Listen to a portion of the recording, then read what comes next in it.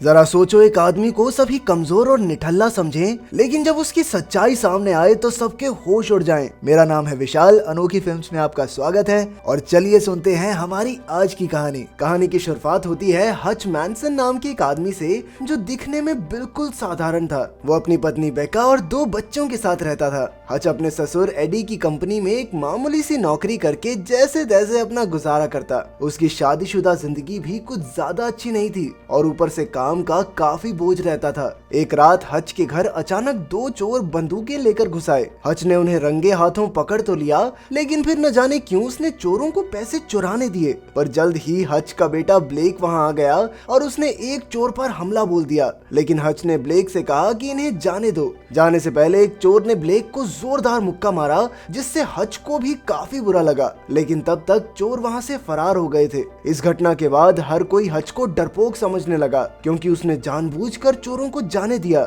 अब वो बेका और ब्लेक की नजरों में भी गिर गया था, क्योंकि वो अपने परिवार की भी रक्षा नहीं कर सका। जल्द ही ये खबर पूरे मोहल्ले और उसके ऑफिस में फैल गई और उसके आसपास के सभी लोग उसका मजाक उड़ाने लगे। हच का साला चार्ली भी इस बात से खुश नहीं था, इसीलिए उसने हच को एक बंदूक दी, जिससे वो अपने परिवार की रक्षा कर सके। खैर बाद में हच एडी से मिला, क्योंकि वो एडी की कंपनी खरीदने के बारे में सोच रहा था, लेकिन एडी को हच का बताया दाम पसंद नहीं आया। इसी उधेड़-बुन में हच ने अपने सौतेले भाई हैरी से रेडियो पर बात की। तब उसने हैरी को सच बताया कि उसने चोरों को क्यों जाने दिया। असल में उसे एहसास हो गया था कि ये लोग मजबूरी में चोरी कर रहे हैं। वो उन्हें देखते ही समझ गया था कि वो दोनों पति पत्नी हैं और उन्हें पैसों की बहुत जरूरत है। इसीलिए उसने उन पर हमला न करके उन्हें थोड़े पैसे ले जाने दिए। फिर शाम को हच अपने पिता डेविड से मिलने गया, जो एक नर्सिंग होम में रहता था। इसके बाद वो अपने घर लौटा और बाहर से अपने बीवी बच्चों को देखकर थोड़ा निराश हो गया। जब वो अंदर घुसा तब भी किसी ने उस पर ध्यान नहीं दिया, क्योंकि वो सब अब भी उससे नाराज थे। तभी हच की बेटी सैमी ने उसे बताया कि उसका बिल्ली वाला ब्रेसलेट खो गया है। हच समझ गया कि शायद वो चोर ब्रेसलेट भी अपने साथ ले गए। अब वो तुरंत अपने पिता के पास गया और उससे बंदूक लेकर चोरों की तलाश में जुट गया। उसे याद था कि एक चोर के हाथ पर एक खास टैटू था और उसी टैटू की तस्वीर लेकर वो शहर के सभी टैटू आर्टिस्ट के पास जाकर पूछने लगा। आखिरकार हच को उन चोरों का पता मिल ही गया। अब वो तुरंत उनके घर पहुंचा और उन्हें धमकाकर अपनी बेटी का ब्रेसलेट वापस मांगा। पर तभी अचानक उसे एक बच्चे के रोने की आवाज सुनाई दी और वो समझ गया कि इनका बच्चा बीमार है और शायद उसी के इलाज के लिए उन्होंने चोरी की थी। ये देखकर उसे बहुत पछतावा हुआ और वो चुपचाप घर से बाहर आ गया। इसके बाद वो घर जाने के लिए बस में बैठा, पर जल्द ही बस में कई शराबी मुश्तंडे घुस आए और वो लोगों को बिना बात ही परेशान करने लगे। अब हच को अपना गुस्सा कहीं तो निकालना ही था, इसीलिए उसने उसी वक्त उन मुश्तंडों की जमकर धुलाई कर दी। आखिरकार जब वो घर पहुंचे तो हच की हालत देखकर बेका का दिल भर आया और उसने हच के जख्मों पर मरहम लगाई। इसी के साथ उनके बीच संबंध ठीक होने लगे थे।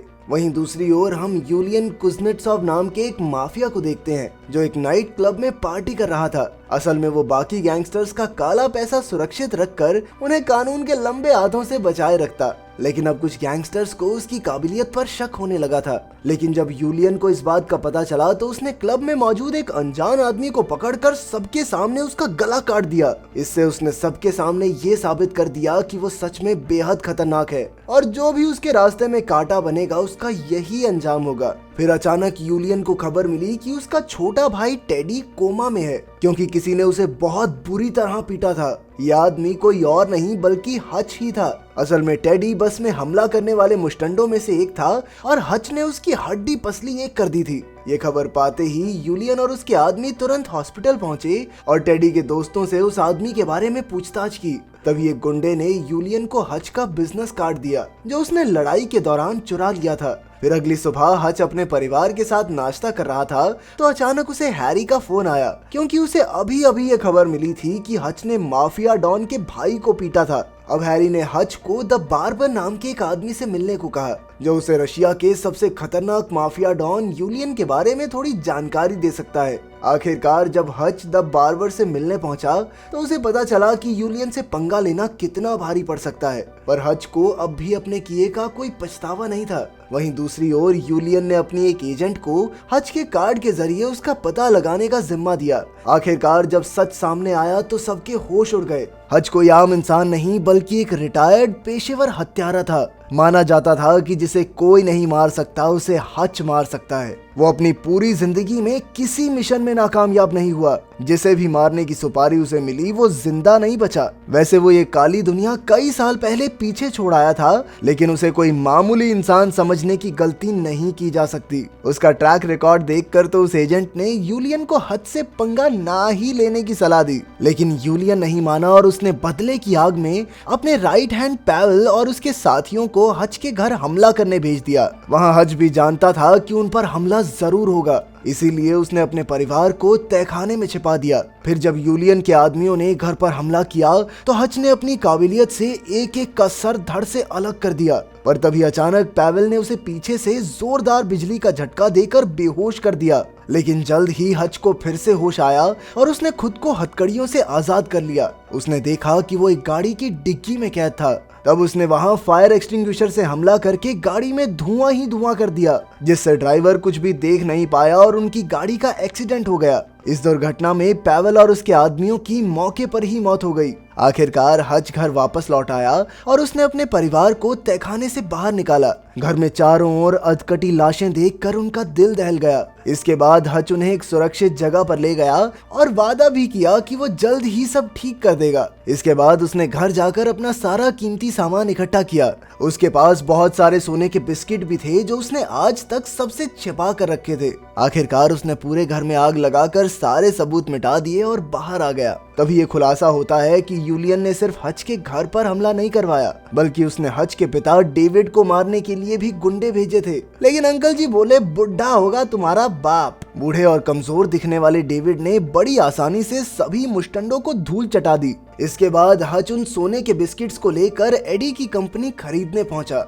लेकिन उसके साले चार्ली को लगा कि हज उनका मजाक उड़ा रहा है, इसीलिए उसने हज पर हाथ उठा दिया। लेकिन हज ने भी एक सेकंड में उसे शांत कर दिया। उधर जब यूलियन को ये खबर मिली कि हज ने पैवेल और उसके बाकी साथियों को जान से मार दिया है, तो वो गुस्से से तिलमिला उठा। उसने उसी वक्त अपने आदमियों को हुक्म देकर हज का सर काट कर लाने को कहा। इधर हज भी पहले से जानता था कि यूलियन चुपचाप तो नहीं बैठेगा, इसीलिए उसने अपनी सुरक्षा के सारे इंतजाम करने शुरू कर दिए। हज जानता था कि यूलियन अपना सारा पैसा कहाँ रखता है, इसीलिए वो तुरंत उस जगह पर पहुंचा और वहां के गार्ड्स को मारकर अंदर घुस गया। इसके बाद उसने वहां मौजूद करोड़ों डॉलर्स को आग लगाकर यूलियन का सारा धंधा मिट्टी में मिला दिया। फिर वो बिना हिचकिचाए यूलियन के क्लब में उससे मिलने भी गया और उसके सामने बैठकर आंखों में आंखें डालकर बम से उड़ाने की धमकी दी। ये देखकर यूलियन ने सबको बाहर भेज दिया और खुद हज से बात की। तब हज ने उसे समझाते हुए ऑफर दिया, देख तेरी भलाई इसी में है कि तू मुझसे और मेरे परिवार से दूर रहे,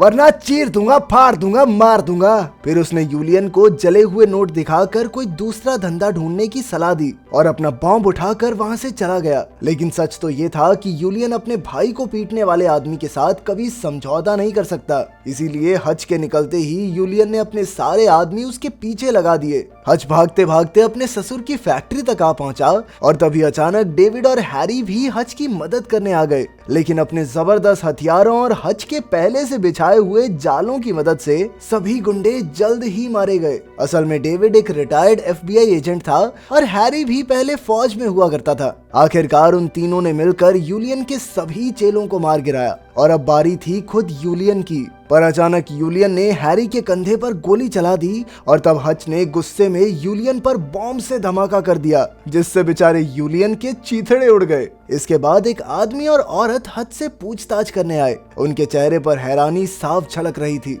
उन बेचारों को यकीन ही नहीं हो रहा था कि इतनी लाशों का ढेर जो उन्हें फैक्ट्री में मिला है, उन सबको अकेले इस मामूली से दिखने वाले आदमी ने मारा था। तभी अचानक उन दोनों को एक ही समय पर फोन आया और उसी पल उनके चेहरे के हाव भाव बदल गए। उन्होंने बड़ी हैरानी से हज की ओर देखा और फिर उसे बिना केस दर्ज किए रिहा कर दिया गया। जाने से पहले उन्होंने हज से पूछा कि भाई तुम हो कौन? तब हज ने जवाब दिया कि मैं कोई नहीं हूँ। जब वो अपने देश के लिए गुमनामी में लोगों का कत्ल करता था तो उसने एक बार अपने टारगेट को जिंदा छोड़ दिया और जब 1 साल बाद उसने देखा तो वो आदमी अपने परिवार के साथ एक खुशहाल जिंदगी गुजार रहा था। ये देखकर हच को भी अपना परिवार बसाने की इच्छा हुई, इसीलिए उसने नौकरी छोड़ने का फैसला किया। लेकिन ऊपर के लोग उसके इस फैसले से खुश नहीं थे। खैर बाद में जब वो बेका के साथ एक दूसरा घर खरीदने गया तो उसे अचानक से एक फोन आया। फोन पर बताया गया कि देश को अब भी उसकी जरूरत है और उसके बाद ही वो माफिया डॉन यूलियन को पकड़ने में जुट गया था। उसने कभी अपने परिवार को अपने काम की असलियत नहीं बताई, लेकिन उनकी सुरक्षा की खातिर वो अपनी जान की बाजी लगाने को भी तैयार था।